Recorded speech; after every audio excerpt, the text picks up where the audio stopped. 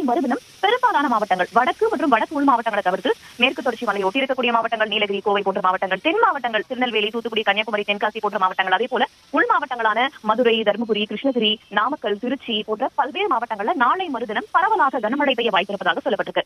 அதே போல 18ஆம் தேதி மீண்டும் ஆரஞ்சு எச்சரிக்கை. மிக கனமழை எப்படி வரையறுப்பாங்கன்னா 12 சென்டிமீட்டர்ல இருந்து 20 சென்டிமீட்டருக்குள்ளாக மழை பெய்து ஒரு இடத்துல 24 மணி நேரத்துல அப்படின்னா அதை மிக கனமழை என்று வரையறுப்பார்கள். அந்த வகையில 18ஆம் தேதி தென்காசி, தூத்துக்குடி, திருநெல்வேலி, கன்னியாகுமரி போன்ற மாவட்டங்கள்ல கனமழை பெய்வதற்கான வாய்ப்பு இருக்கிறது.